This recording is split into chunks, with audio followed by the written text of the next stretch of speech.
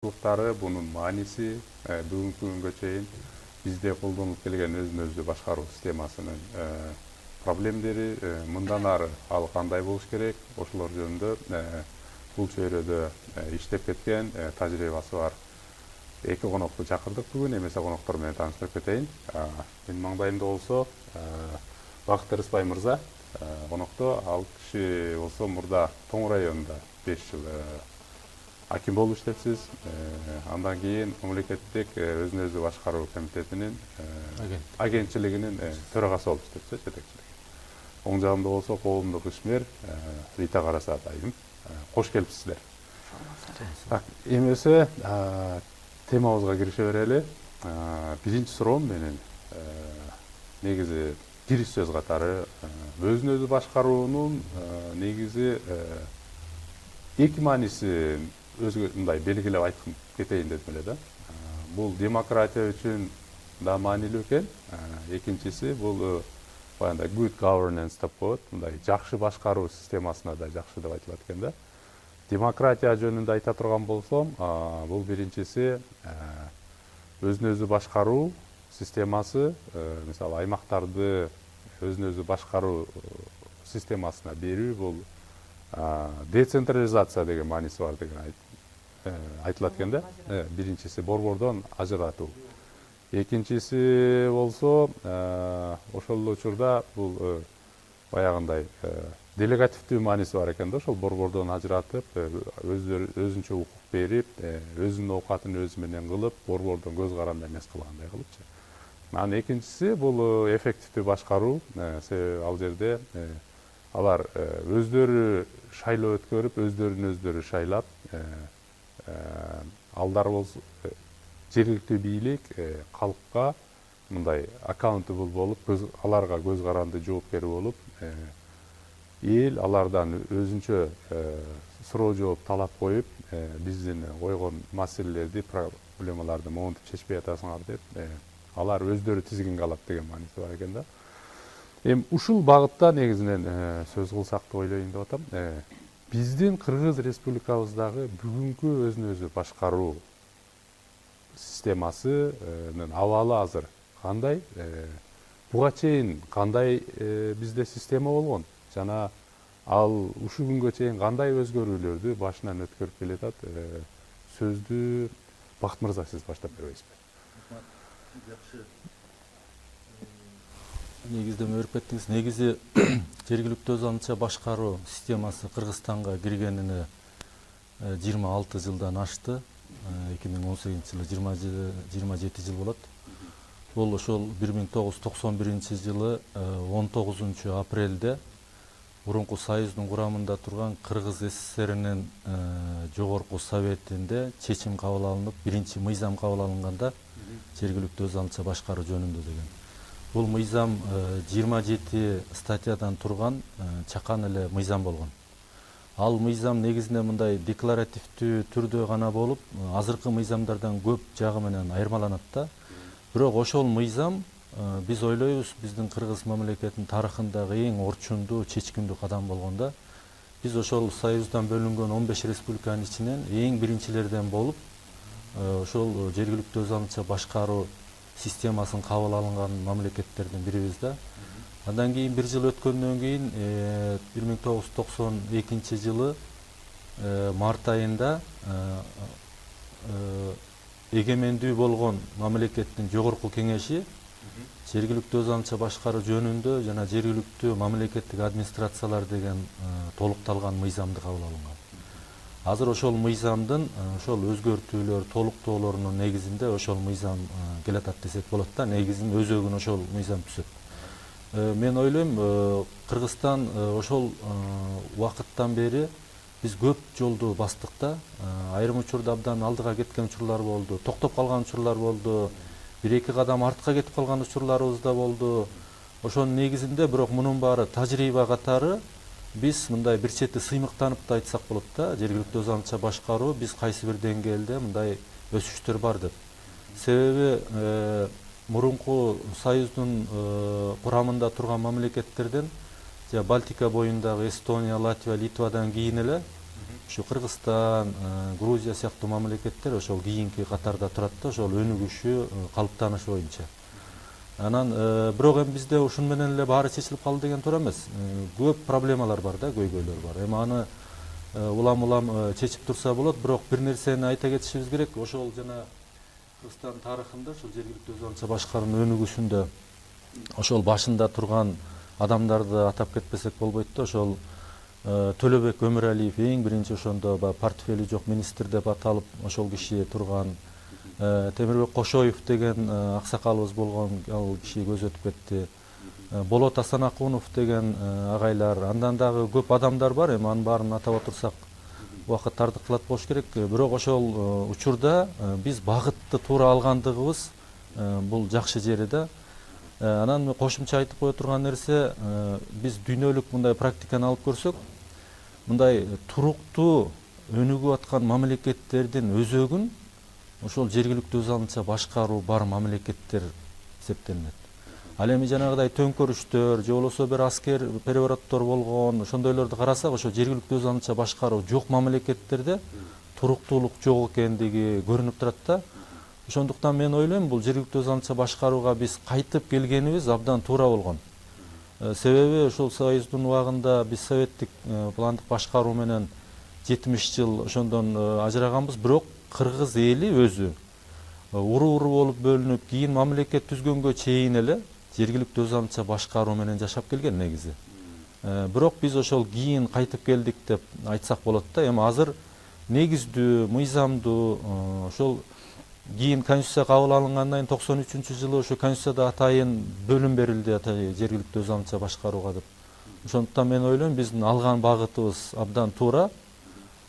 Бирок мындай баягы дагы толукталып, дагы өсүп, дагы алдыга жылууларыбыз керек. Мен бир маалымат катары айта кетейин, мына коңшу мамлекеттерди алалы.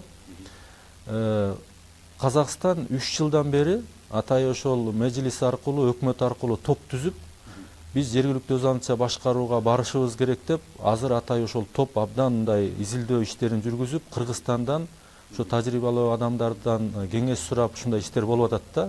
Алар да түшүндү бул керек экенин.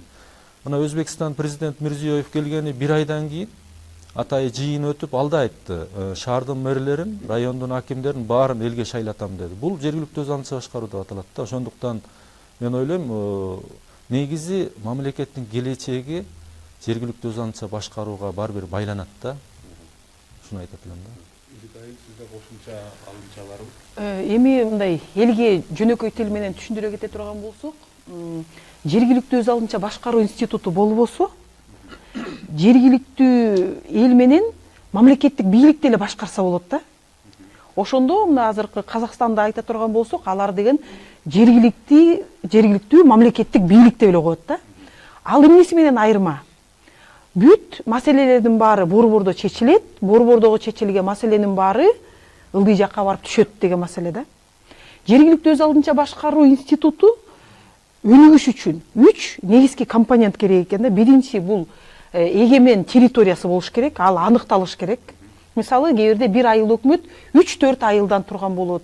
Түштүктө 12-15 айылга чейин жеткендер да бар. Но анын баары бир административдик түзүлүш. Айыл өкмөт деп коет, бирин деп коет, бир эмеси бар баягы башкаруу системасы. Ооба, бирдик деп коет. Экинчиси бул саясий көз карандысыздык. Бул жанагы кантип өзүбүздүн башкаруу системабызды шайлап алабыз деген маселе. Ошондо элге шайлоого берсе, ал татыктуусун, ушул ишти алып кетет деген кишисин шайлап алганга мүмкүнчүлүгү бар. Үчүнчүсү бул финансылык көз карандысыздык.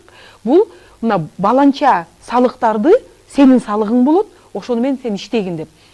Ушул 3 негизги нерсе болсо, жергиликтүү баягы жамаат, айыл, бир единица өзүнүн ишин баягы өзүнүн кызыкчылыгын, анткени мисалы чүйдүн жашоосу менен, мисалы алыскы нарындын, тиги Акталанын чек арага жакын айылы менен бири-бирин салыштырганга болбойт. Чүйдүн ал борбор болуп калат, тигил алыскы болуп. Ошон үчүн ар бир региондун өзүнүн кызыкчылыктары, муктаждыктары бар деп. Ошондо ар бир адам, но эмне себептен көптөгөн мамлекеттер именно жана борбордон ажыратуу, анан жергиликтүү өз алдынча башкарууну өнүктүргөнү алып барат дегенде кандай теория бар? Анткени себеби башкарууда борбордон ажыратуу бул арзанга түшөт экен деп айтылат. Мисалы, таштандыны жыйнаганды деле борбордон отуруп башкарса болот. Бирок борбордон отуруп башкарыш үчүн аны пландаштырып, каякта жыйналат экен, аны ким алып кетет экен деп, ошол эле иш-чарага аябай көп акча кетет да, борбордон пландаштырса. Анткени бүт айылдарынан эсептеп чыгыш керек да, кайсы жерде канча таштанды чыгат, эмнеге чыгат деп. Көбүнчөсү Бишкекте отуруп алып туруп, нарында ушу кагаз чыгат болду экен деп ойлонушат дагы, нарындын өзүнүн немесин билбей туруп, кагаздар көп чыгат болуш керек дейт, нарындыктар кагазды чыгарбай эле өрттөп коюшат. Анан мисалы картошканын сырты чыгат десе, алар малга берип коет. Ошентип алардын даже кээ бирде ошояктарды пландаштырганга дагы мүмкүнчүлүктөрү жок. Ошон үчүн эксперттерди алып барып ошол иш жасатат. А ошол эле жумушту жергиликтүү бийликке алып барып койсо, ал көбүнчөдө өзүнүн жашаш шартын жакшы билет, пландаштырганга жеңилирээк кетет. Үчүнчүдөн көптөгөн ошондой маселени, келгиле баарыбыз эле тазалыкта жашаганыбыз жакшы да деп туруп, субботник дагы бир нерсе менен арзаныраак жасап коет да. Ошон үчүн дүйнөлүк практикада эгер мыкты жашагың келсе, адамга татыктуу жашоо шарттарын түзгүң келсе, анда жергиликтүү бийликти өнүктүрөсүң. Именно өз алдынча кылыпчы, мен сенин айылыңа барып, могул киши татыктуу экен деп коюп кетпейм. Сен өзүң тандагын. Бизде жаңы тандап атканда, ой, тууган уруктарын тандап коет экен деди. Бир-эки жолу берип койсоң, анда эми адам ойлонот. Мен эмне кылам өзүмдүн тууганымды шайлап, эгер ал колунан эчтеке келбесе, андан көрөк тиги Даниге жакшы экен, тигини шайлап коелук деп.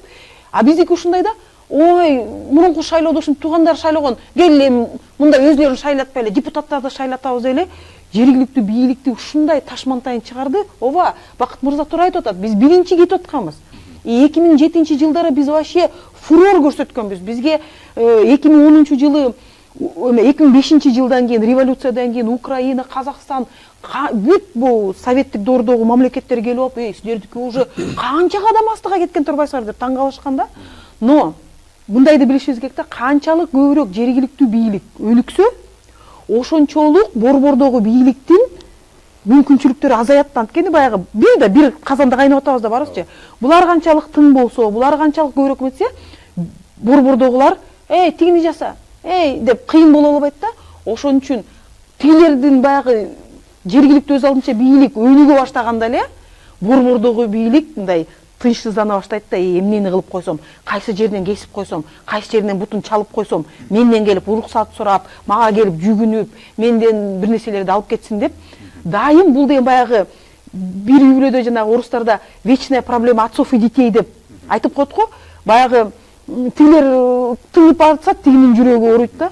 Но түшүнүшпөйт, что баарын туура нукка түшүрүп кое турган болсо, күчтүү аймактар болсо, Кыргызстан негизги максатта күчтүү болот да. А биздикилер баягы борбордо отуруп алып эле, мындай хан болуп эле, анча-мынча айыл өкмөттүн немелери келип мындай жүгүнүп турганга каалап эле, көбүнчө учурда мына 2007-жылга чейин бизде саясий көз карандысыздык бар болчу. Айыл өкмөттөр өзлөрү шайлап, ушинтип коеле, только финансалык жактан аксап келгенде, анткени себеби финансалык эгемендүүлүктү бербей, областтын бюджетин дагы жергиликтүү бюджетке кошуп койчу, райондукун баш аламан кылып эле мына момунча акча берип атабыз деп коеле. 2007-жылы 2 тепкичтүү бюджетке өтүп, айыл өкмөттөр өзүнчө, мамлекеттик бийлик өзүнчө деп бөлүп койгондон кийин, уже алар өзлөрүнүн акчасын өзлөрү табып аябай күчтөнө баштады да. Кайра конституцияга өзгөртүү киргизебиз деп 2007-жылдын октябрында. Эми финансы жакты алып койсо түшүнүксүз болуп калат да. Мынакей жакшы өнүгүп атсак, акча жакшы табыла баштаса, эмне үчүн алып салды деп. Алып туруп, саясий эгемендүүлүгүн кесип салган. Айтып койгону, депутаттар эле жакшы экен деп туруп, элдер шайлабай 11 киши, 21 киши же 31 киши сүйлөшө калып, кандай бир кызыкчылыктардын аркасы менен шайлап калганга өткөндө, ошондо биздики мындай да, бир жагын жакшы өнүктүрүп баратып, башка жагынан аксайт. Тиягын оңдоп койсо, кой чыгып кетпесин деп бул жерин аксатып коет да. Анын себебин дагы азыр бир аздай талкуулайлы. Жакшы нерселерди айтып кеттиңиздер азыр. Бир алгоритмди түшүнүп алалы.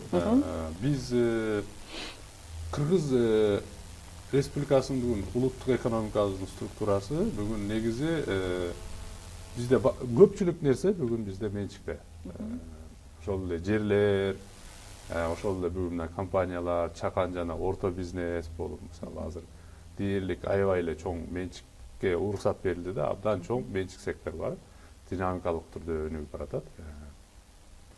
Ошол учурда мындай чоң мамлекеттик проекттер да бар, мисалы чоң Кумтөрөгө окшогон чоң корпорациялар аркылуу Советтер Союзундагыдай модель менен бир чоң завод иштеп, ошолордун салыгы бюджетти толтура тургандай анча мынча мындай элемент да бар да, мына Кумтөр бар мисалычы.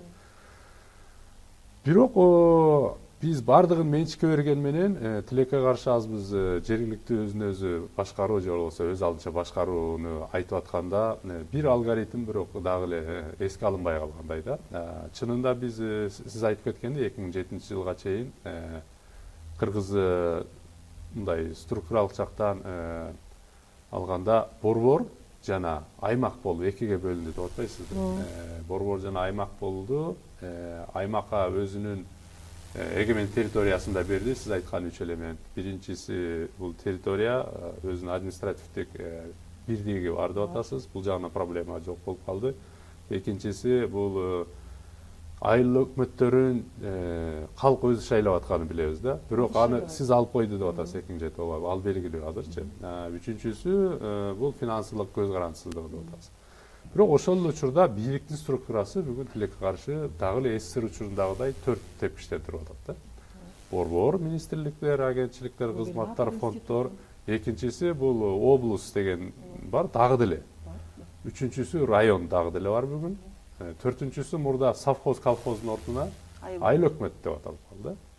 Ошонун үчүн да бул оптимизацияга келгенде бүгүн ошондо район менен облус бүгүн эмне иш кылып атат? Ушул жөнүндө түшүндүрүп бере аласыз? Иш кылып атат. Булардын эмне функциясы бар бүгүн? Сиз туура белгилеп кеттиңиз. Бизде бүгүнкү күндө 453 айыл өкмөт бар да. Ошол айыл өкмөттөр биринчи түзүлгөн учурда ошол сиз белгилеп кеткендей колхоз совхоздордун базасында түзүлгөн.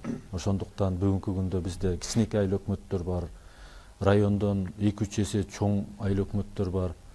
Ошондуктан бул маселени чечүү боюнча ошол 2000-жылга чейин эле административдик аймактык реформалар деп атайын бир топ окумуштуулар, бир топ адистер отуруп иштеген документтер бар.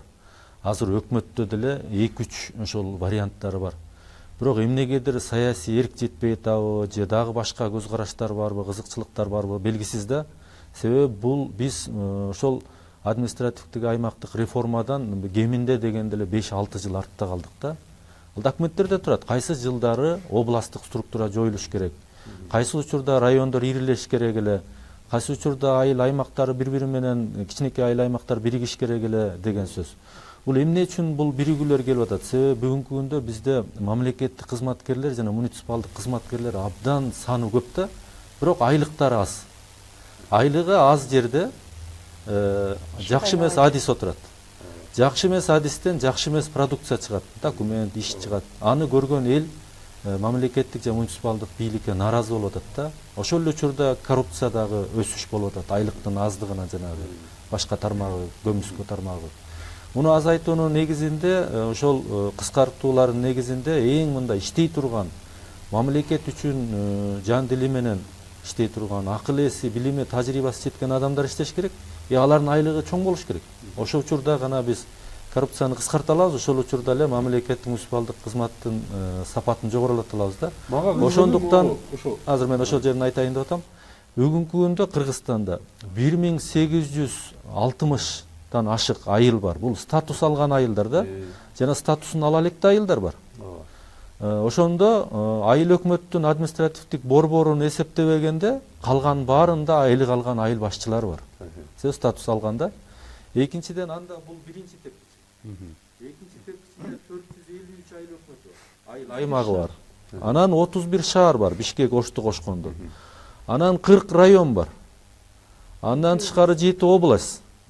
Эми министрликтер боюнча карасаңыздар 10 000, 7 000, 5 000, 6 000 болуп, ар бир министрликте ошончо министрлик мамлекеттик кызматтар бар. Ошонун баарын Кыргызстанда жашаган 6 миллион 140 000 деп атабыз, ошол адамдардын салыгы менен ошончо чиновникти биз багып атабыз да. бирок ошондон кайра элге эффект болуп атабы деген маселе жаралыш керек да бүгүнкү күндө. Эмне үчүн эл дагы эле нааразы? Ошончо адам айлык алып иштеп атса, эмне үчүн биз мындай сезилерлик алдыга жыла албай атабыз деген маселе бар да.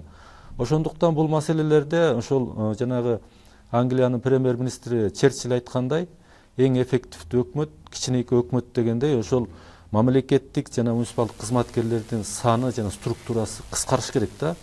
Мындайча айтканда, адамдардын иштөөсүнө шарт түзгөнгө, жардам бергенге мүмкүн болуш керек, бирок бут тоспош керек да.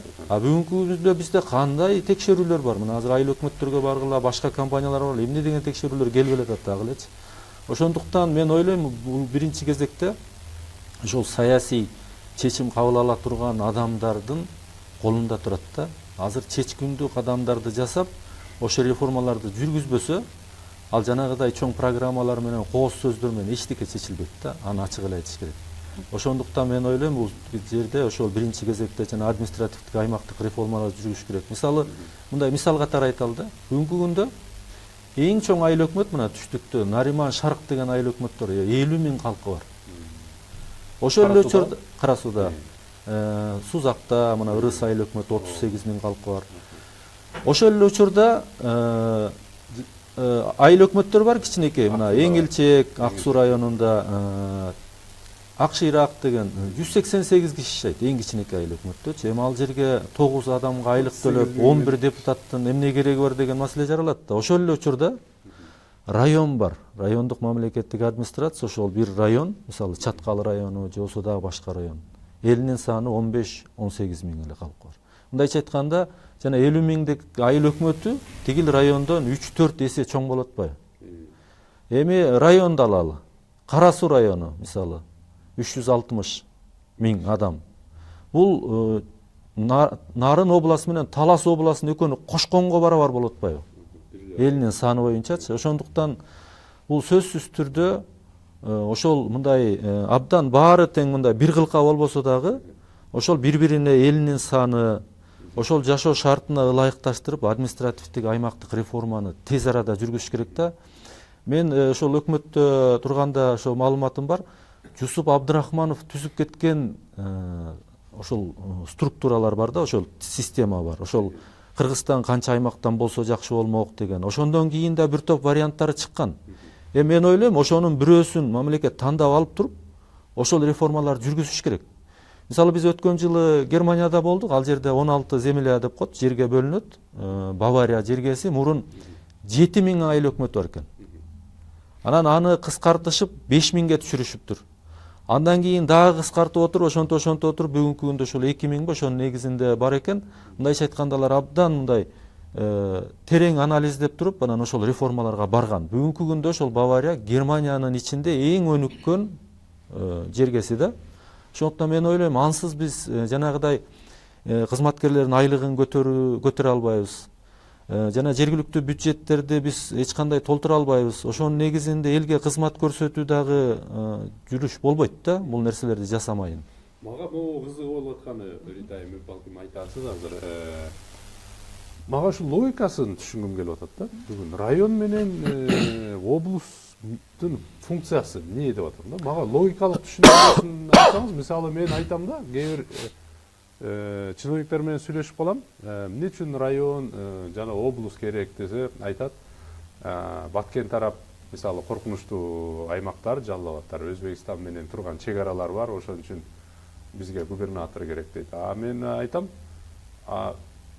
погранслужба деген ал өзүнчө да. Мисалы бүгүн губернатор барып чек арачыларга буйрук бере албайт да. Ой, чек араны тос, муунт деп аларды борборго башайт да алар дегенчи. Анысы азыр келгенсиз. Анан ошондо эмне иш кылып атат дейм да.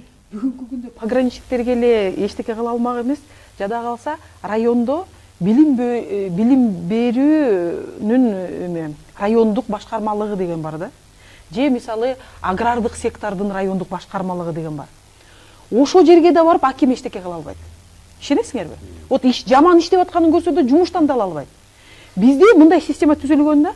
Негизи бул губернатор, акимчиликтердин баары бизге эмнеге керек? Бул шайлоого эле иштейт экен да. Кыргызстандын баары мээси дагы, кудурети дагы, жасап турган нерсесинин баары эле шайлоодо ою. мына азыр бийликке келдиби, эмки бийликти мына быйылкы эме шайлоо бүттү, эми 2020 анан дагы деп эле ушу баягы эле бийликке келип эле ошо бийликтеги нерсени эле тытып алмай да. Мындай долгосрочный эч ким ойлонгон жок. Губернатор институтту жоёбуз дегени тете 2007-жылга чейин эле болгон. Бизде губернайда жок да. Азыр жок, жок. Губернатор деп мурунку институттан калган. Азыр анын жок, но азыр анын деген тиги өкүлчүлүк, өкмөттүн өкүлү деп эле атын бөлүп койгон. Но Көлгө барсаңар, Нарынга барсаңар, кайсы жерге барбасаңар, эң чоң зданияны ошолор ээлейт. Ошо жерде чоң-чоң комнаталарда отурат, аны жылытыш керек. Эмне иш кылып атасың деген маселе. Бюджетиң барбы деген маселе. Бюджети жок. Чын-чынына келгенде эчтеке маселени чечпейт. Тойлорду кылат. Баланчанын тою, Түкүнчөнүн тою, анан жана шайлоого келгенде баягы структуралар ушундай да, аябай шайлоого керектүү структура. Калган жагынан мисалы бүгүнкү күндө вот айыл өкмөттүн көйгөйүн ала турган болсок, мына бир территория айыл өкмөт мектептин да маселесин чече албайт. Анткени бир нерсе десе, вообще сен кимсиң? Мен тигинеке райондук башкармалыгым бар деп. Дагы бир тиги жер бир нерсе маселе десе, ой мен аграрный развитие деп деметет. Тиги жардам көрсөткөн десе, ой биз тиги өзүбүздүн тиги социалдык жардам көрсөткөн деп. Анан мен айтам, силерди мындай мусорщик эле деп коюш керек, силер таштанды тазалагандан башка эчтекеге кудуретиңер деле жетпей калган турбайбы деген маселеде бүгүнкү айыл өкмөттүн дарамети ошол. Эмне ишти кыласың дегенде көбүнчө жасаган иши өйдө жактан келген эле, мисалы мына биометриканы бүт айыл өкмөттөр жөн эле колу тийбей, бутуна буту тийбей чуркап чогултушту. Аягында ким жакшы? Сарпашев жакшы. Айыл өкмөттөрү жасап атпайт десе, аларга эч ким белеген эмес. Ошентип отуруп, өзүнүн жасай турган ишин жасабайт, өйдө жактан келген буйрутманы жасайт. Ошол проблема кандай бир каттарды келип жасайт. Бүгүнкү күндө бул проблеманы чече турган бул саясий эрк керек да. Жок, түшүндүм. Ошол эмне үчүн анда айыл өкмөттөр ошо сиз айткандай биометрика иштери менен алек болуп атат да? Анткени өйдө жактан айтылат да, бүгүнкү күндө жергиликтүү өз алдынча башкаруу деген, аларда өзүнүн каражаты бар болсо, иштей турган эмеси так чектелген болсо, алар сен өзүң ишиңди жаса, биз өзүбүздүн ишибизди жаса деп 2007-жылы ушинтип айтып калышкан. Мына менин ишим могул деп. Бүгүнкү күндө акча каражат жагынын баарын аябай кысты. Демек шайлоону алар эл өзү шайлаш керек, айылдыктар. Эмес, шайлоо жагына деле ага деле барсак болот. Мына жанагы 3 принципти ала турган болсок, территориясы бар, мейли мындай бөлүштүрбөй эле койсок, мейли бар. Саясий эрки жанагы өзүлөрү түзмө-түз өзүнүн кулунун жакшысын шайлай албайт, депутаттарды шайлайт, кээ бир кишилер депутатка баргым келбейт анткени деп коет. Үчүнчүсү киреше жагынан эки эле салыкты калтырып коюшту. Жер салыгы менен мүлк салык. Ал экөө тең, мындай жакшы иштесең деле жерден ошончо салык түшө берет. Жаман уктап жатсаң деле ошол салык түшөт. Эмеси жок да, мындай мен жакшыраак иштесем, мен ушул жака көбүрөөк акча тап келет турбаймынбы деп. Кытайдын тажрыйбасын алалык. Муну Раматылык Табылды Кембирдиев айтып берген, баягы шороону салганы. Аларда киреше салыгы да өзүнө калат. Сатуудан салыгы да өзүндө калат. Ошондо мен барганда дейт, айтышыптыр, сен 80% заводуңду салган жумушчуларды биздикин алсаң, кийин заводуң ишке ашканда 80% биздин ушу өрөөндөгү кишилерди жумушка алсаң, анан сатып алып аткан жана продукцияларыңдын 80%-ын бияктан салып атканда строй материалды, кийин иштетип атканда будайларды ушул жердеги фермерлерден алсаң, биз сага 3 жылга биринчиден каникул беребиз, салык төлөбөйсүң. Экинчиден жолуңду салып беребиз, сууңду киргизип беребиз, светиңди тартып беребиз деп. Бүттү, эч кандай кыйналып бюрократия деген жок экен. Ошол келишимге кол коёру менен архитектурасы келип өзү кол коюп кетет деп тилерим бар. Бүгүн биз ошентип иштешибиз керек болчу да. Но бүгүнкү күндө айыл өкмөттөрүнкү андай мүмкүнчүлүк берген эмес. Сатуудан салык мурун жергиликтүү салык болчу, аны республиканский кылып алып кетишти. Эл деп бөлөт деп коет, но мисалы светтен түшкөн акча кантип бөлүнөт десе, азыркыга чейин кантип бөлүү процедурасын таппай отурушат. Кирешеден салык бөлүнөт деп коет дагы, киреше салыгы дагы кээ бирде ушундай эмеде баягы айылда ким иштесе ошонун эле кирешеси бар, калганы бүттү. Эки кичинекей салыкка, жер менен мүлк салыкка байлап койгон жергиликтүү бийлик эмнени кыйратат деген маселеде. Ал мынтип инвесторлорду тартып, ушундай бир нерселерди жасап иштегенге бүгүн мүмкүнчүлүгү жок. Экинчиден, бүгүнкү күндө мындай болуп калды уже бул акыркы 1-2 жылдын ичиндеги тажрыйба. Бир нерсе жакшы бир жасайын десе эле аркасынан сөзсүз түрдө прокуратура келет, эмненин негизинде тигил каяка кетти деп кылмыш иши козголот. Кылмыш иш козголбойнча кол койгондон дагы баш тартышып эчтеке жасабай эле отуруп турайын дегенге барып калышты да өзүнүн көлөкөсүнөн корккон айыл өкмөттөрдү биз бүгүн тарбиялап алдык да. Анткени себеби толтура маселелер мыйзамдык жактан чечилген эмес. Бирок даңазалап коллизия бар экен да демек, Жок, чечилген эмес маселе бар да. Мисалы, бир жолу Жумгалга барсам, биздин коопсуздук кызматынын өкүлү бүт мечиттердин баарын өзүңөрдүн балансыңарга алгыла эле деп эле совещание өткөзүп атыптыр. Анан айыл өкмөттөрүн кирип калып кол көтөрүп, кайсы мыйзамдын негизинде десем, мыйзам жок. Мен айттым, эми жок мыйзамды буларга эмне даңазалап атасың? Эртең прокурор келсе, кайсы мыйзамдын негизинде мечитти өзүңдүн балансыңа алдың деп, булар деле кайра кыйнайт да. Сен барып өзүңдүн борбордогу чоңдоруңа бар, ошол жакта госком религия деген бар, чоң отуруп алып, кантип буларга документти кантип жасатабыз деп ошол жактан чечкин дагы, чечилгенден келип айыл өкмөткө берген. И ошентип ар бир мамлекет немеде, мисалы, ошол эле аграрный комитет развития статистикасын кантип жүргүзөт башаламан, ошол эле билим берүү тармагы жада калса, директорду ким коет дегенди тетиги жерден чечип келишет да. Айыл өкмөт, бир айыл өкмөт даже мынтет да, мектепке дагы кире албайм, ал давай чык, сен бияка эмне тиешең бар депчи. Ошондо бүгүнкү күндөгү жергиликтүү бийлик деп да айткандан баягы эле чыр чатакты эле чечип эле бир нерсе эле болуп жүргөн эле нерсе да. А так колуна же бир жакшы кыйраткан укук беришпейт, же акча каражатын бөлүп бербейт. Кичинекей эле мына азыр мындай маселе болуп атат. Депутаттар шайланары менен сразу главаны шайлап келишет. Мурун главаны да эл шайлап, депутаттарды шайлап, анан бир шайлоо бир жылы болуп, анан 2-3 жылдан кийин муну шайлап, ушинтип бири-бири менен тепкич жүрчү да. Азыр депутаттарды алмаштырышат, алар келип туруп каалаган кишисин коет, документтери жок.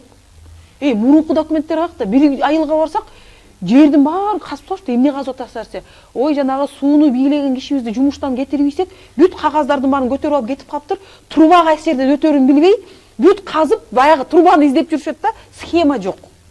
Мындай чатак айыл өкмөткө келе турган болсок, документтери жок, тиги номенклатура иштеген жок, тажрыйба деген нормаларды койбойт. Ошентип отуруп бүгүнкү күндө майда чүйдө жактарынан айыл өкмөттөрдү бир четинен баягы буурум ачыйт, ошол жака барып алышат, баягы мынтип карап көрсөң жаш балдары келип атышат. Ушундай эме менен келет да, энтузиазм менен. Мен ушу айылыма бир нерсе жасасам деп. А келсе акчасы жок. Мына өзүмдүн айыл өкмөтүмдө 70 000 сомго районго барып келген бензинди коюп бергиле десе, жок, 50 000 эле жетет сага деп депутаттар көтөрбөй коет да. Аны деген район чыкырта берет, тиги маселе, бул маселе деп 50 000 кетпейт дейт. Өзүңдүн чөнтөгүн чыгарасың дейт. Теңшерүүчүлөр андан көп. Жок, андан көрө өзүмдүн ишимди эле жасай берем деп жап-жаш бала кетип калды да. Сөзүңүз аралды да, мына эми азыр сөздү уланып кетели. Дагы бир проблема ошол легитимдүүлүк маселеси. Ушул жылы эле мен февралда Таласка барып келдим да. Таласка барып, ал жерде айыл өкмөттөрү менен мындай чогулуш болду, ошого чакырышкан экен, атайын сүйлөп, алар менен мындай тажрыйба алмашып келдим. Анан ошол жерде бир топ айыл өкмөттөрү мындай арызданышты да, ошо сиз азыр айтып кеткендей, негизи акимдерден коркобуз дейт. Район акимдеринен коркобуз дейт. Алар келип бизге прессинг кылып, тигини кыл, моуну кыл деп, анан сиз азыр айтып аткандай борборго отуруп чакыра берет деп атпайсыз. Айыл өкмөтүн райондун борборуна могу иштер боюнча деп мисалы чакырат деп атасыз. Бул жерде легитимдүүлүк маселеси туулуп атат да. Айыл өкмөттөрү жаманбы, жакшыбы бул? Өз алдынча башкаруу. Бул премьер-министр да өзүнчө. Айылдын премьер-министри бул. Буну депутаттар шайлап атат да. Булар легитимдүү орган болуп атпайбы? Абдан мындай легитимдүүлүгү жогору орган болот. Ал эми райондун акими менен губернаторлор булар дайындалган адамдар. 1-декабрдан баштап дайындала баштады. Булар элдин, булар элдин, жок, буга чейин деле райондун акимдерин эч ким шайлап келген жок. Эми шайлоочу, мында шайлоо деп коюп, эми ал фиктивдүү болчу да. Мисалы, ошондо деле райондун акимдери мамлекеттик структура. Бул мамлекеттик структура болуп атпайбы? Айыл өкмөтү бул саясий кызмат болот. Бул легитимдүү элден добуш, элимден түз болбосо дагы депутаттардан добуш алган бул премьер-министрдей болуп атат да. Бул легитимдүү орган. Ошондо карама-каршылык болбой атабы? Бул шайланып келген кишини дайындап келген киши кантип Совет доорундагы системадан чыга албай атпайлыкпы? Кантип айтат? Совет доорундагы системадан чыга албай атабыз. Алгоритм бузулбой атабы? Бул демократия. Сиз туура белгилеп атасыз. Биге бизде азыр ошол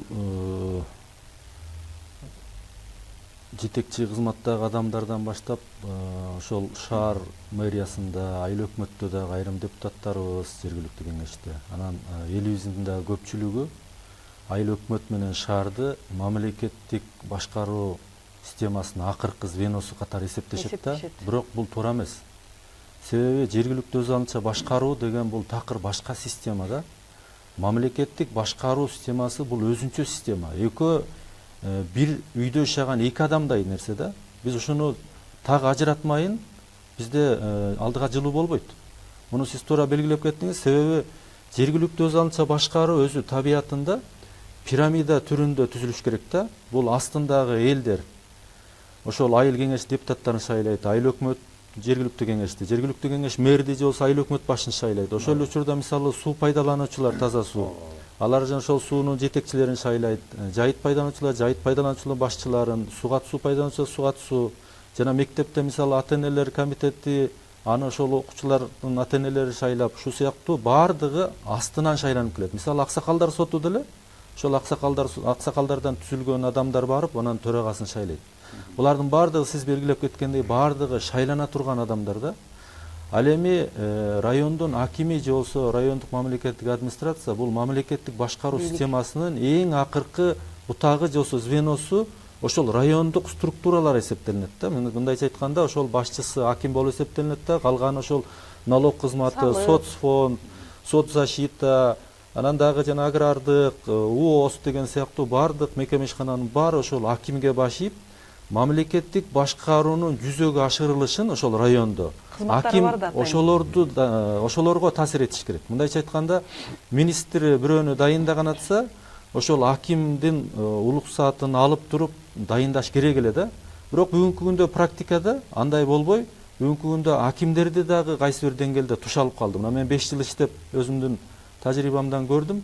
Мына Рита айтып кеткендей, мурун райондук бюджет бар болчу. Эгерде райондун иши эмне үчүн мындай жылбай атат дейин десең, ал чечиш үчүн каражат керек да. Анан бүгүнкү күндө мыйзамда мындай турат да. Ошол райондун ички дүң продукциясынын 1%-индеги каражат акимдин фонду болуп эсептелинет. Мындайча айтканда, мен Тоңдо аким болуп турганда 390 миң сом болчу бир жылга.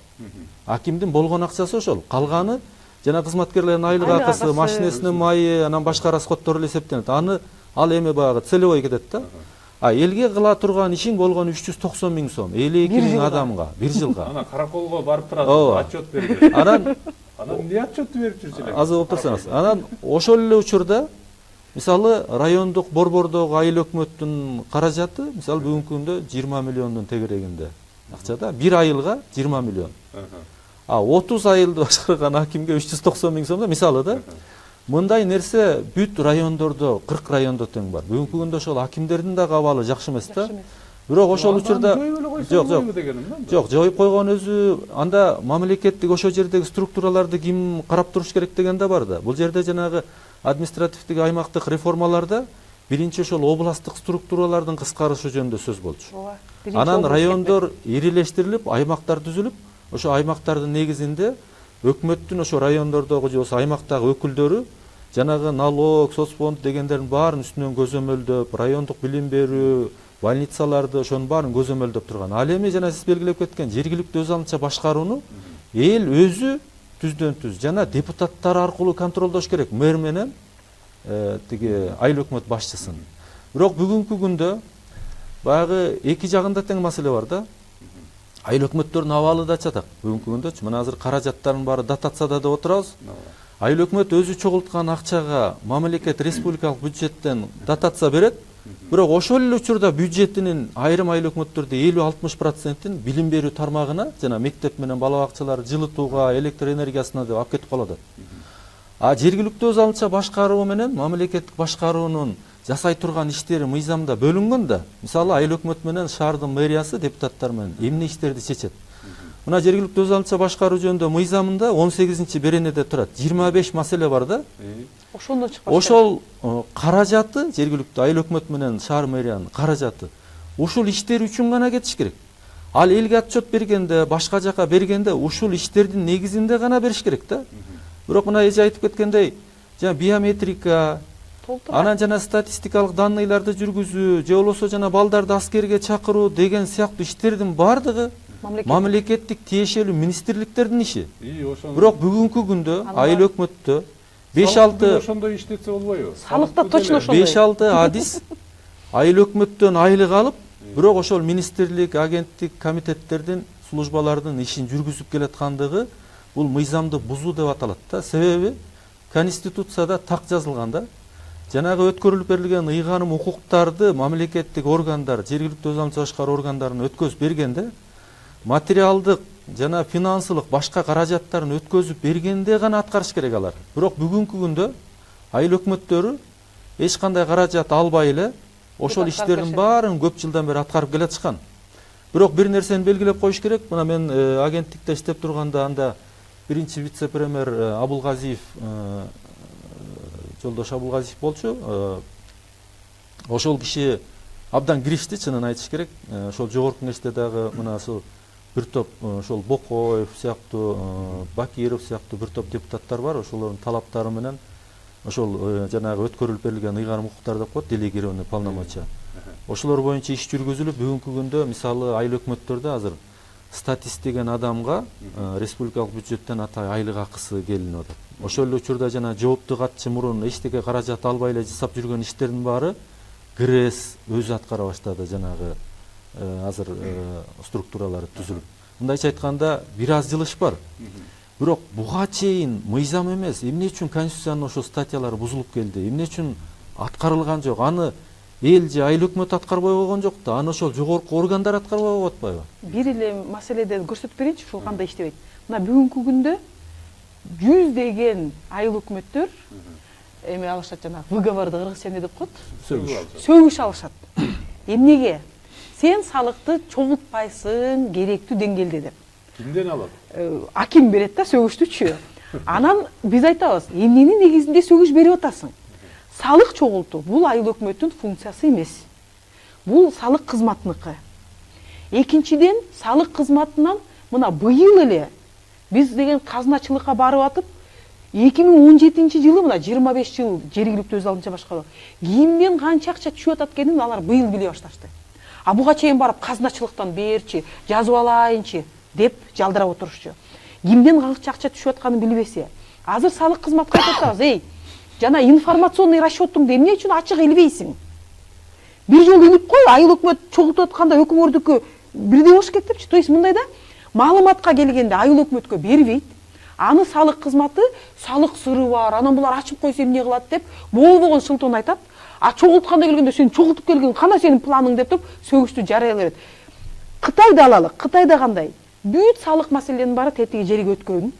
Алар өзү чогултат, но керектүү жанагы бөлүнбөгөн айыл өкмөткө калбай турган акчалардын баары автоматтык түрдө өйдө жака чогулат. Мисалы, тоже келтирип кетелик, анткени бул кийин конфликтке барып азыр айланат.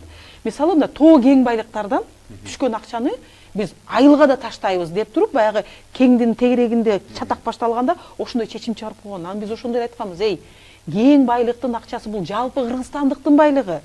Гүмтөр болсо бул деген жетегүздүктөрдүкү эле эмес, бул жалпы кыргыздын байлыгы. Антип бөлүштүрө баштасаңар, эртең конфликт чыгат депчи. Аны укпай коюшкан.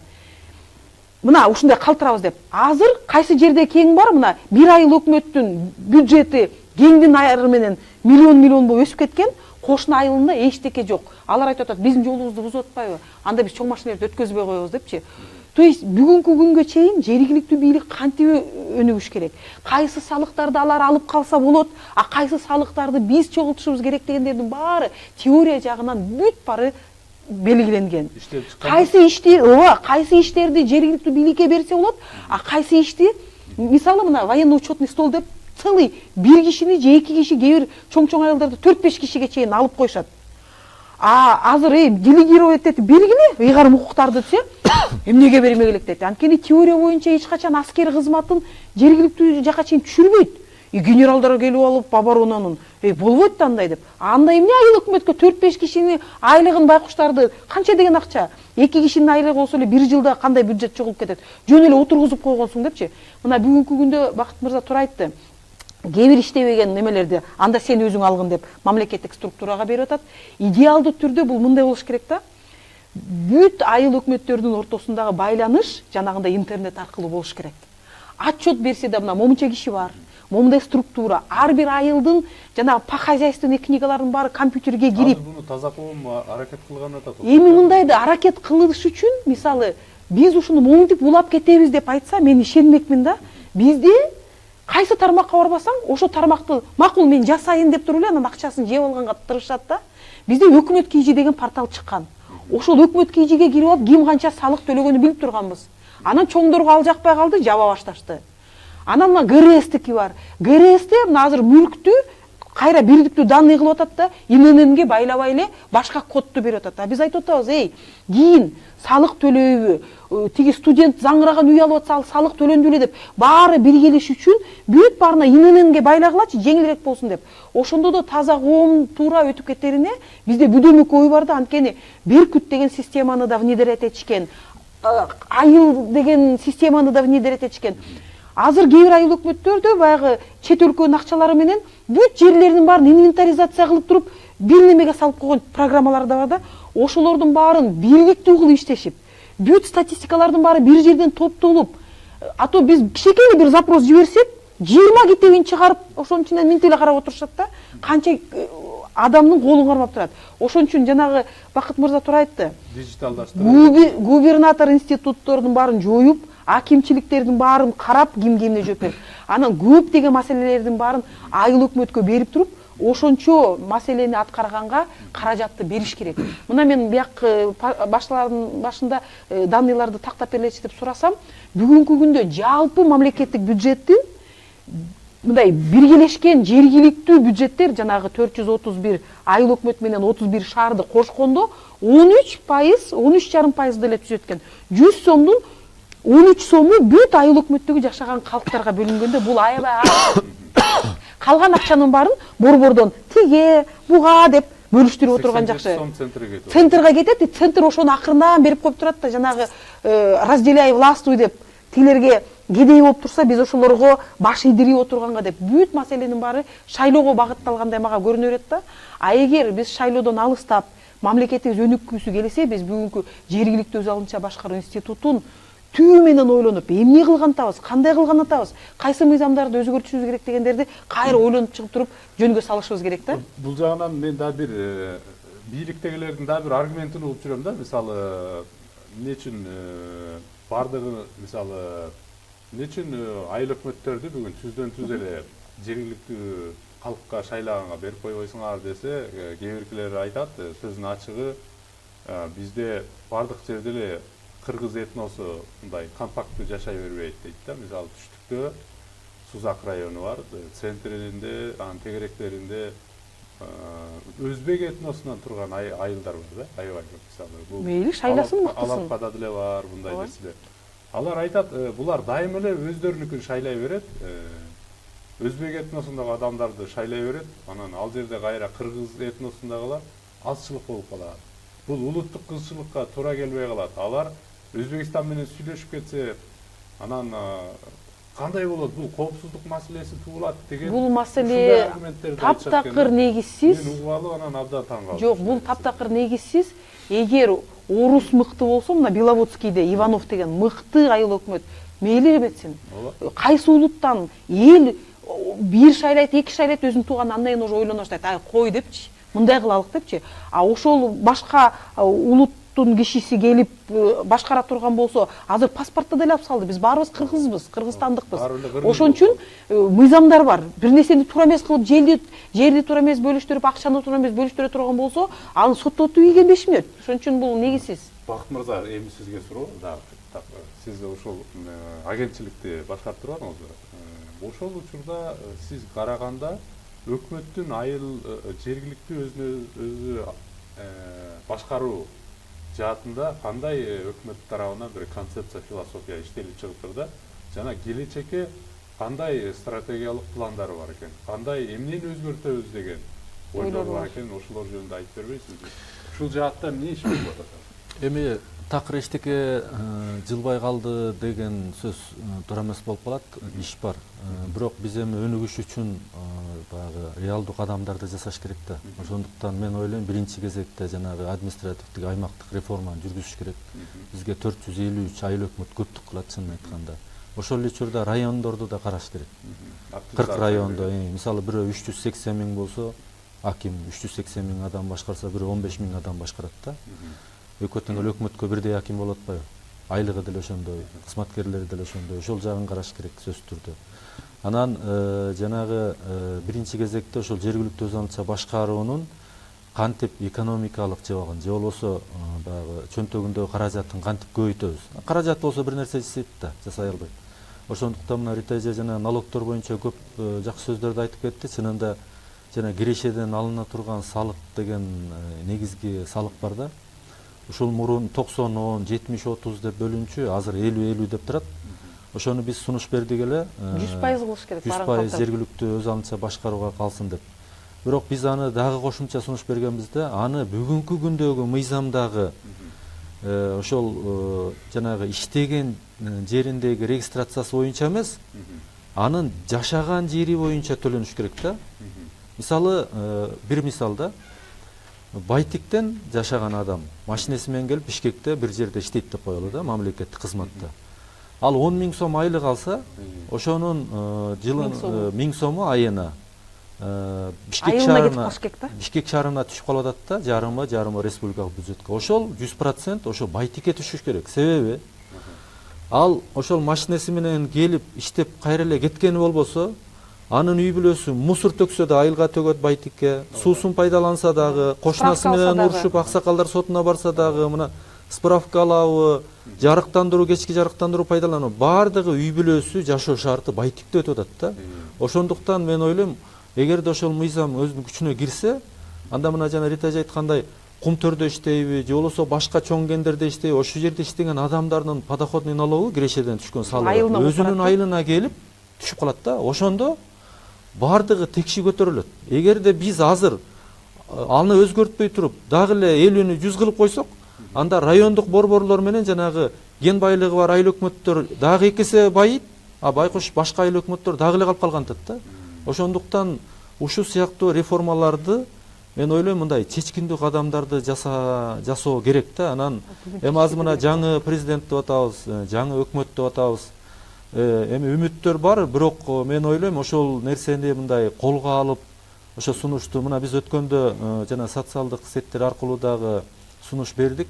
2018 жылды жергиликтүү аймактарды өнүктүрүү жылы деп атаса жакшы болот эле да. Себеби бир жыл бою ошол массалык маалымат каражаттары, мына ушул сыяктуу передачалар, окумуштуулар, мамлекеттик уюмдар, жанагы бардык жергиликтүү жана бейөкмөт уюмдары, донор уюмдардын баары ошол жака көңүл бурса, биз аймактарыбызды көтөрүп алсак, жанагы аймактар өнүксө, мамлекет өнүгөт деген сөз мындай өзүнүн өтөсүнө чыгат эле да. Болбосо азыр бизде мындай элдин баары эмне үчүн ички миграция менен Бишкекке, Ошко барып атат? Себеби айылдарда жумуш жок. Айыл өкмөтүнүн абалы деле жакшы эмес. Мына азыр биз айылдарга барганда, жөнөкөй эле мисалды айталы да. Мына азыр ички инфраструктурасы, жолго баратсаңар машинеси көлчүккө түшүп кайра чыгып баратат. Эл баса турган тротуары жок, кечинде жарыктандыруу жок. Мусору ар кайсы жакта балбалап жатат. Ушунун баары айыл өкмөт менен мэрдин түздөн түз иши. Бирок алардын каражаты аны чечүүгө кетпестен такыр башка эле мыйзамсыз багыттарга кетип калып атат да. Аны алар өз каалоосунан эмес, мамлекет жогору жактан барган тапшырмалар, башкалар менен ошо каражаттардын баары башка жакка кетип калып атат. Анан президент болобу, премьер-министр айылга барса, чогулуш өтсө, эл эмнени сурап атат? Биздин таза суубуз жок, көчөбүз начар, көпүрөбүз сынды деген маселелер. Ал президент менен премьердин иши эмес. Ал ошол жерде айыл өкмөттүн эле иши, чынын айткандачы. А бирок ошол ишти чечүүгө алар чечейин десе, партиялар бар. Биз тушап партиянын иши болобуз. Тушап анан тиги каражатын дагы алып коюп атабыз да. Эл дагы көнүп калды. Шайлоонун алдында жасап бер депчи, жолумду жасап бер деп. Тилекке каршы бизге бөлүнгөн убакыт чындап эле абдан аз калды. Бүгүн келип абдан мындай информативдүү дагы, аналитикалык дагы оюңуздар менен бөлүшүп кеттиңиздер. Анткени тажрыйбасы бар кишилер менен сүйлөшкөндө бир топ маселелер чечилет да. Урматтуу көрүүчүлөр, бүгүн биз сиздер менен улус тил жана турмуш көрсөтүүсүнүн алкагында жергиликтүү өзүн өзү башкаруу боюнча өзгөчө анын проблемалары, аны кантип оптимизация кылыш керек, мындан ары биз кайсы багытта кетсек болот деген суроолордун тегерегинде ушул жаатта иштеп кеткен тажрыйбасы бар кишилер менен талкууладык. Бизде бүгүн конокто Бакыт мырза жана Рита айым болду. Атайын келип бергениңиздерге сиздерге чоң алкыш айтам. Оюмча мындан ары дагы бул багытта талкуу болот деп ойлойм. Бүгүн бул мындай кириш сөз иретинде гана болду деп айтсак болот да, буга киришүү гана. Урматтуу көрүүчүлөр, эмесе кайрадан эфирден көрүшкөнчө мен сиздер менен кош айтышам. Эфирде Сейтек Качкынбай болду. Жакшы отуңуздар.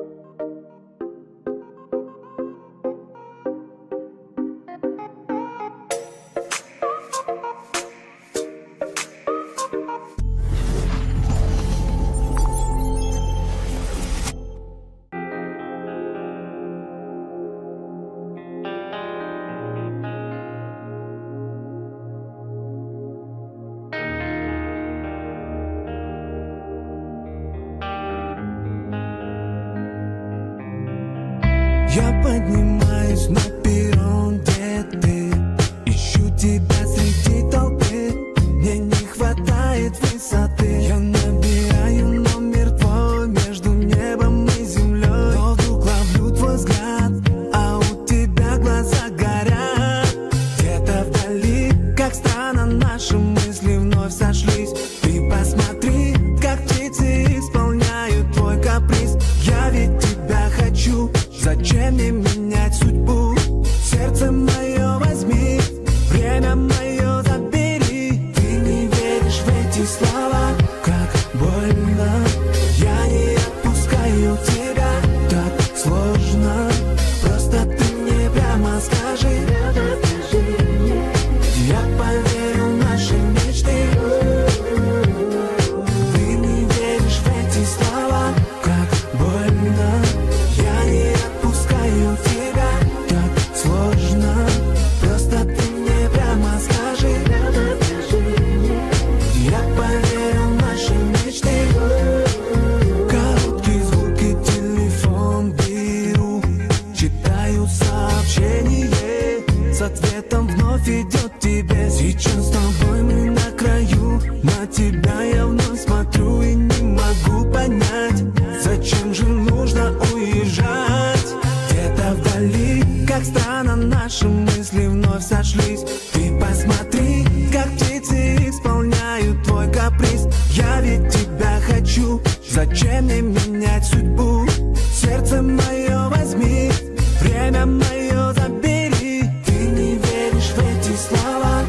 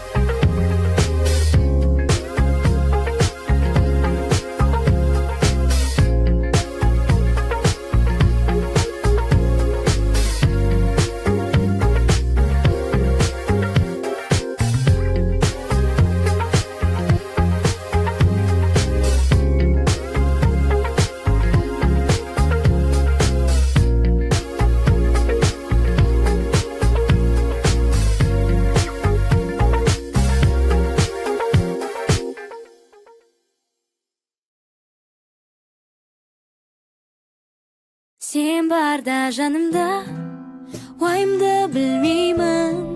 Sen barda janımda, elimim güldeydi. Özüngdü sağındım, dost. Бағалы кеңесің мен қалжыңдарыңды, мойыңдағы мейірім, балалық қол болға бізге ертедім озды. Өмірдің жолында ескі ертегім тозды. Дайынмын толықтай алда жалғаның тосын сынағына. Сен барда жанымда, көгімде ұшарым, сен барда жанымда. Жылайды құшағым, жақын ағайындай. Дос, дірілдеген үмітімнің шырағындай. Көзіңдегі жалын, жанымды шын ешкім түсінбейді дәл сендей. Жан сырымды саған төгем кимей бет-бетте. Жанарымда алмай қарайм әлемнің төнген азарына. Сен барда жанымда, сен ең келген әлімді шыңдап, келем жазған әніңді тыңдап. Сен мен өткерген маған қымбат әрбір сәт, тең алтынға ол маған қымбаттым, маған қымбаттым. Маған қымбаттым, маған қымбаттым. Маған қымбаттым, маған қымбаттым. Маған қымбаттым, маған қымбаттым. Жанымды шын ешкім түсінбейді дәл сендей. Жан сырымды саған төгем кимей бет-бетте. Жанарымда алмай қарайм әлемнің төнген азарына. Сен барда жанымда,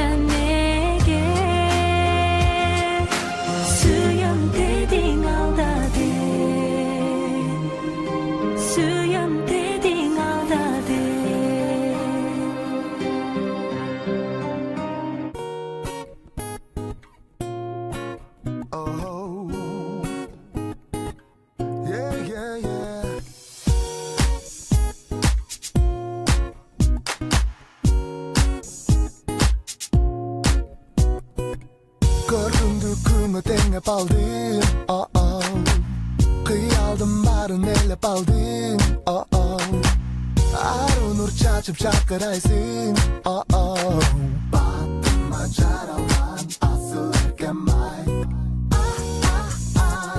Сен болдың менің махаббатым, білсең, білсең, білсең, гүл сунам жазып, баттыма жаралған асыл еркем-ай.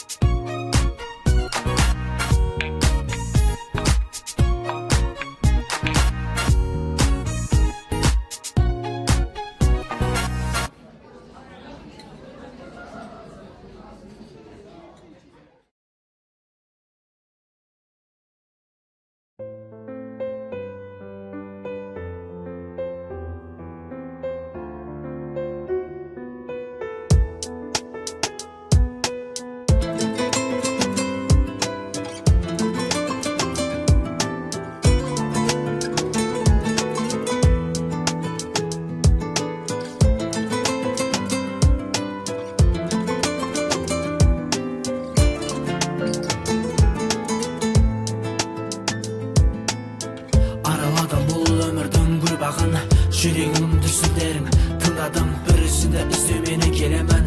Мен махаббатым бірге шырқа жырларын, сенімі сен екеуміз жолығамыз. Себебі ақ сезімнің жолындамыз.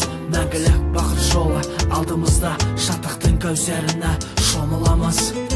Мінезің жібектей мақпалдай, көңілің кіршіксіз ақ қардай. Барлық ғажайып сұлулық тек сенің бойында жатқандай. Тұңғиық мұң тұнған көзіңде көрдім де берілдім сезімге. Алтыным, аяулым, асылым менің, ғашықпын өзіңе. Қайдасың, қайда жүресің менің жарым, өзіңді көруге мен ғашықпын.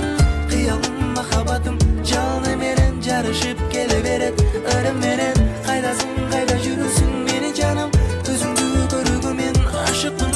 Қиялым, махаббатым жалыны менен жарышып келе берет ырымменен. Сен менің бақытым, бағымсың, лаулаған отсың сен. Жалынсың көркіңе көз тоймас сұлуым менің, мәңгілік айтатыным әнімсің. Тек сен деп соғады жүрегім, өзімен бір болу тілегім. Жаным жатсам да тұрсам да сағынып ойлаумен жүремін. Қайдасың, қайда жүресің менің жаным, өзіңді көруге мен ғашықпын. Қиялым, махаббатым жалыны менен жарышып келе берет ырым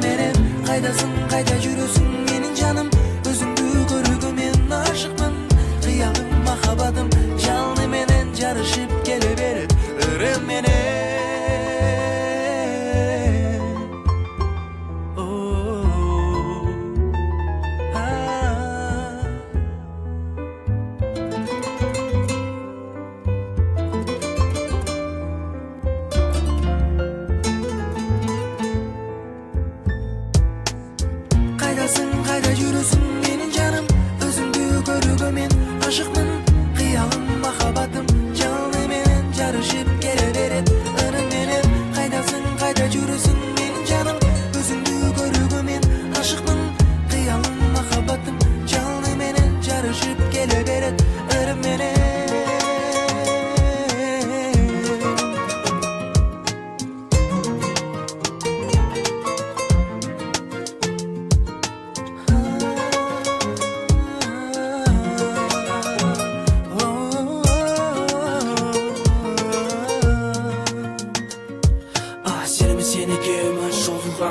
Себебі ақсесімін жолындамыз, мәңгілік бақыт жолы алдымызда, шақтықтың кәусәріне шомыламыз.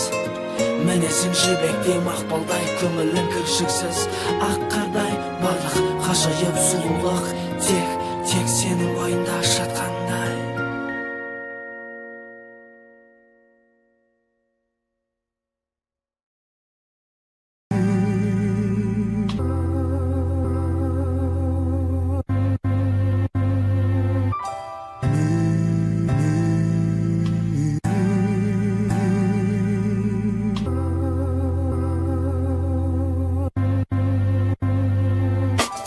Biraz eşik suq, бирок жүрөктө жылуу. Турамынга үстүндө мен музыка угуу. Элдерди карасам бары шашылат, карысы да жашыда, жанатай каланган машина. Бул кыш мезгил Африкада күтпөгөн. Жылмаюуну алыстатып кабактарды бүркөгөн. Карапайым калкты кыйнап убараны жүктөгөн. Музга айлантып айлананы көрүнгөнсүн күтпөгөн. Аны көзгө алба, ота кайгыга салбайт. Ишембиге даярданып досторуң менен камдан. Салтка калган көнүгүү, лыжа менен өнүгүү. Аппак болуп жердин бетти кыштын сыйкыр бөлүгү. Эгер кар көп жааса, өзүң жалгыз калса, токтогон сүт өмүрүң. Жылытсын музыкам жанды, жүгүртүп тамырдан канды. Чыдап кой сен бир аз калды, жазда келет көрүнүп. Келсин, жанып бүтпөгөн, жарып жүктөгөн. Ар биригө куттолуп, жаңылансын бүт толуп жерде.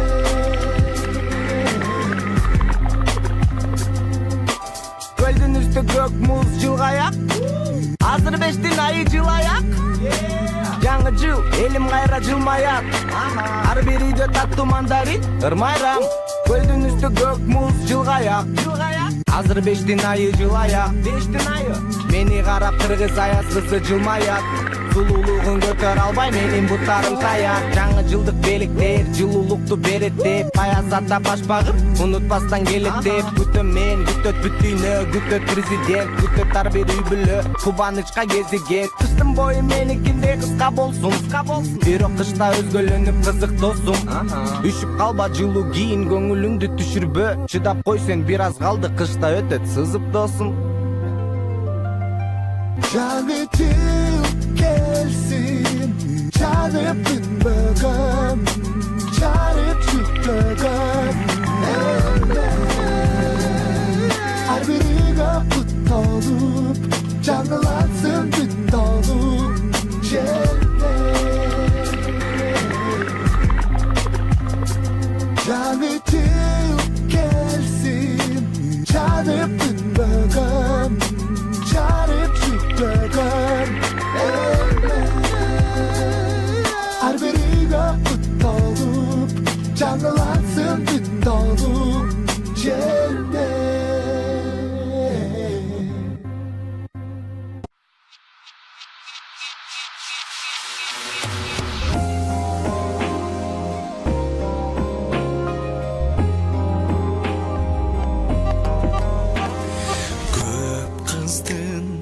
арасынан өзің ғана көктөгү жанып турган чолпон.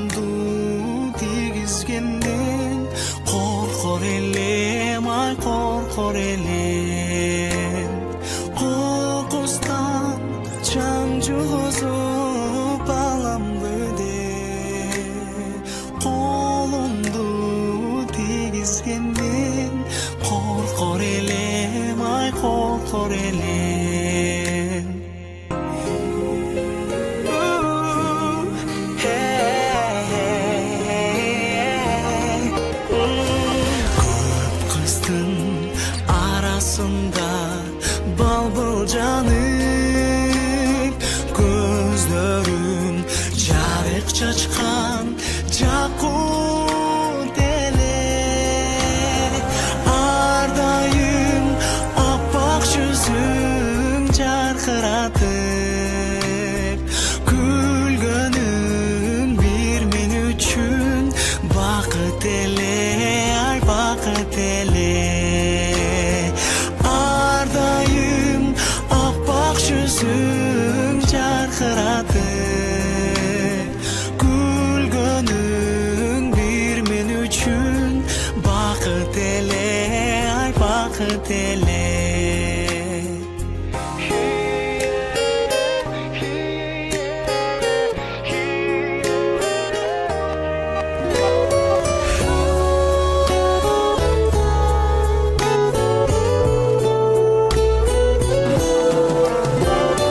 жаштыкта кимдер гана жаңылбасын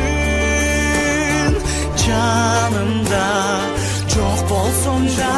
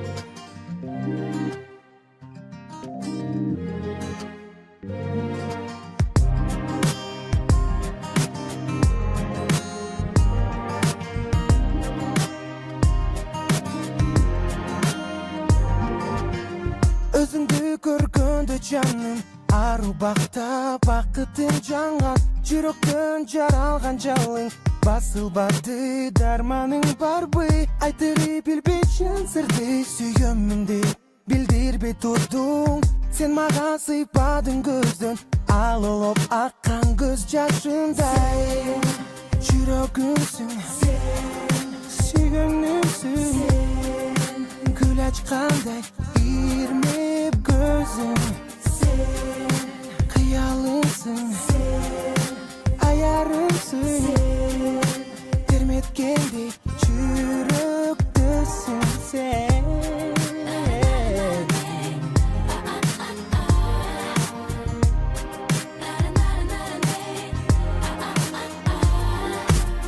Махаббат берет экен тамылжыган маңдайга бакты жалындап келет экен кубандырып балача жанды Canıma жақында жаным Gülüm берем жашым ба жаным Бақыттан тарттым ба жаным Ал олоп кеттим арманым Ай жүрөгүмсүң Сүйгөнүмсүң Гүл ачкандай ирме көзүң сен Кыялымсың Аярымсың Терметкендей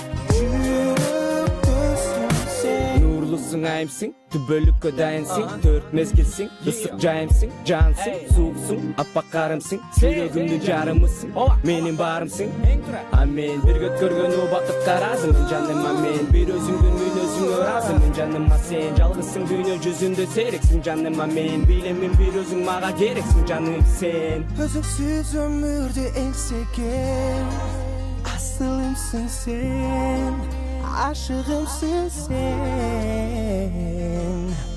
Özüm deyip gönülden ırsına En sevgenim sen Armanım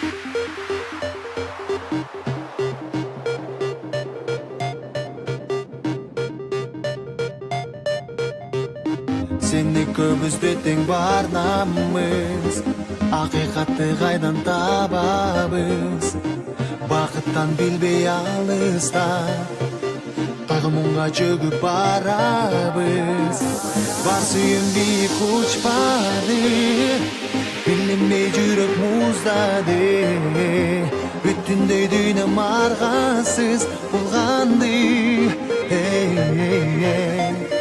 Башкалардын жүргөнүнө Салыштырган сенде күнө Оба билем ойлоруң таза Бирок баскан изиң өзгөрүүдө Эми жолдон адашпа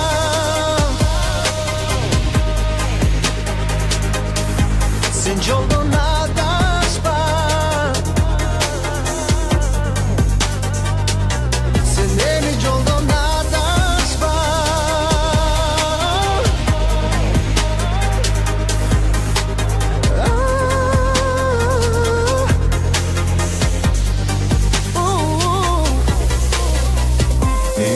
Düşündüğümü barkımda Emin mağa gügün cansındı Bir gezde çalkıgan düğüne Gül bol boy solup tartıldı Göz kalbay yürüp hiç kimdi Gözlerim beni geç bildi Kança yıl yürüp süyümdü Sezdin mi?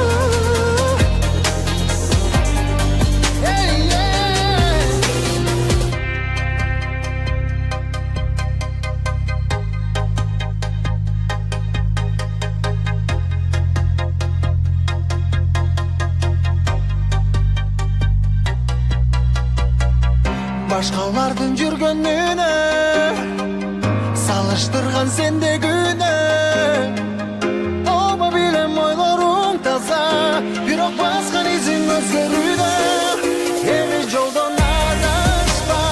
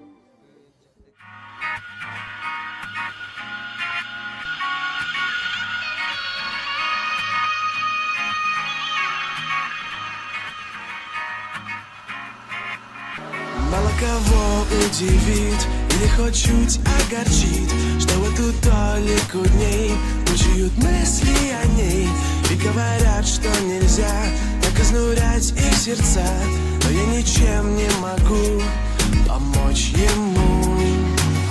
Ее как будто нету, а он по белу свету летит, не различая силуэты, кидая безразлично и взгляды так циничны. И опускаясь, он кричит: ну где ты? Крыльями ветра по всему свету, будь посмелей, беги за ней весенней грязью, безумия ради. Ты без оглядки, беги за ней.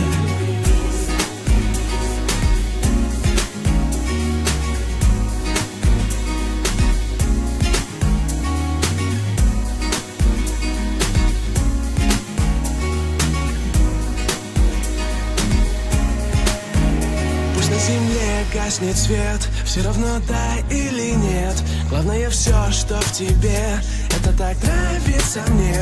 Я уплыву за тобой через морские прибои и потеряюсь от дней при мысли о ней.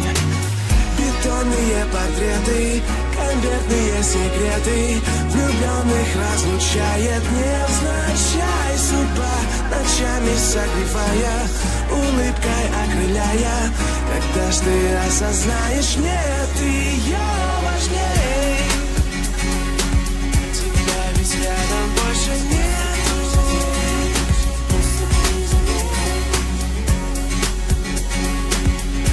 Я ищу по белу свету.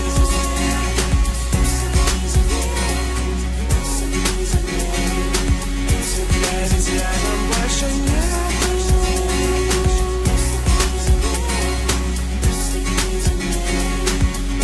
Я ищу по белу свету.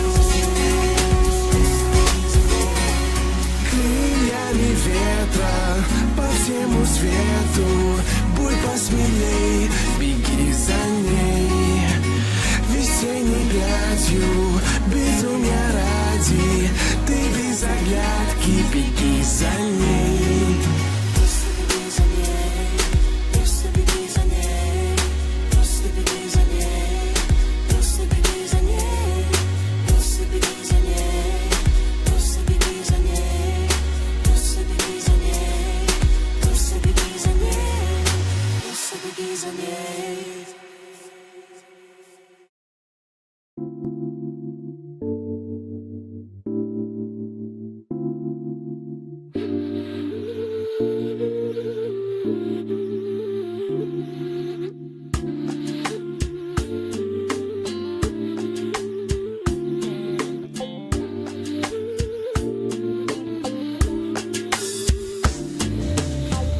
Тоордо ак мөңгүсү жаркыраган, таш-ташка суу тийип шаркыраган. Абасы атыр чачып, көл жытанып, ажайып жанга кубат тартуулаган. Айылмай, жарыгымай, ардайым сенде менин дайынымай. Айылмай, байырымай, алыстан эстеп сени сагындымай. Чаң жутуп көпөлөк куп, кырдан кырга, соолгон оюн ойноп ак жамгырда.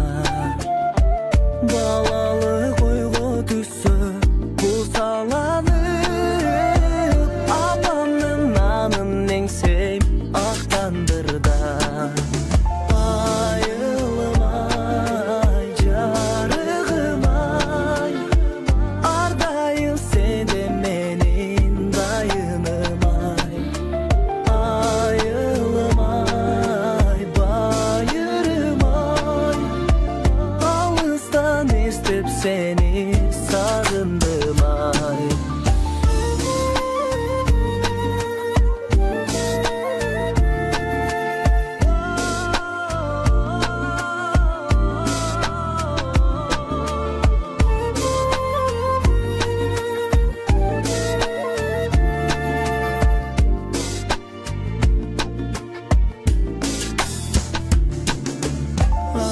Айылмай, жарыгымай, ардайым сенде менин дайынымай. Айылмай, байырымай, алыстан эстеп сени